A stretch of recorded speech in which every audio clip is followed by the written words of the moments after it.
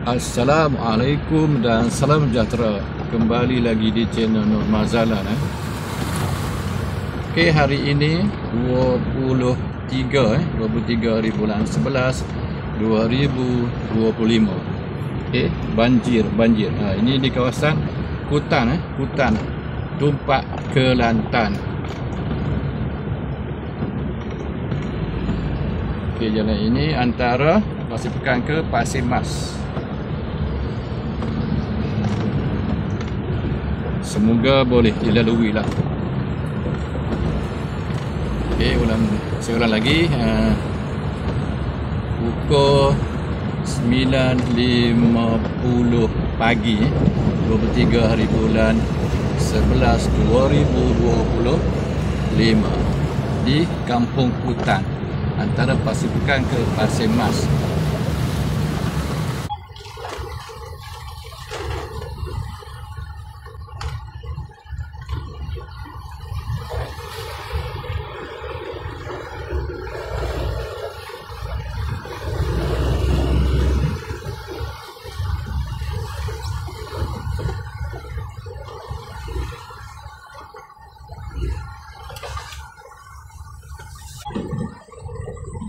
Okey, kawasan ini ialah berhampiran dengan SK, Sekolah Kebangsaan Kutan, Tumpak Kelantan.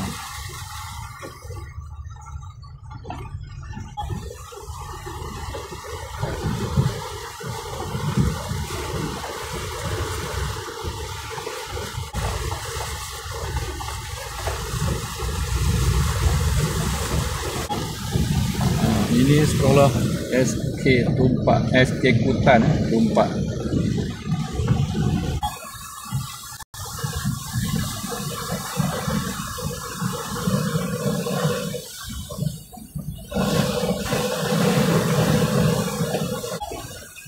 Okey, dengan keadaan gelap seluruhnya. Gelap. Ini kawasan Padang Embong, sempadan Pasir Mas dengan Tumpak. Okey, air agak banyak juga di atas jalan ni.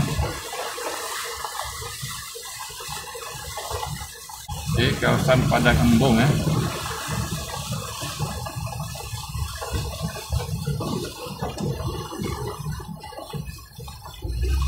Okey, sekali lagi seulang, ini jalan antara Pasir Pekan Tumpak ke Pasir Mas Kelantan.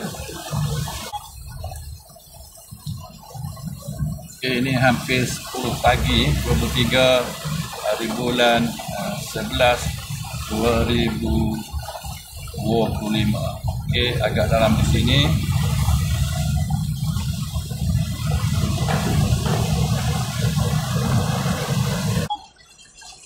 Dalam hampir 10 pagi kawasan Tendung Pasir Mas Kelantan. Okey, tidak ada air kawasan ini. Okey, ada sedikit di sini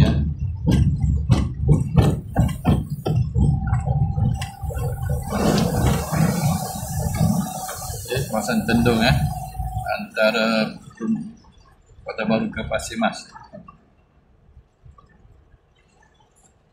Klinik di Nangki air lah. Okey, klinik.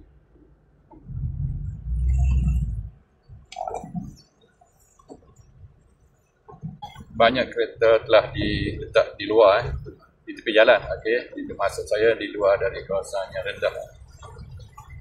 Okey, ini di depan sekolah SMK Tendung Okey, air agak banyak juga ni. Depan SMK Tendung. Banyak. Depan SMK Tendung Pasir Mas Kelantan.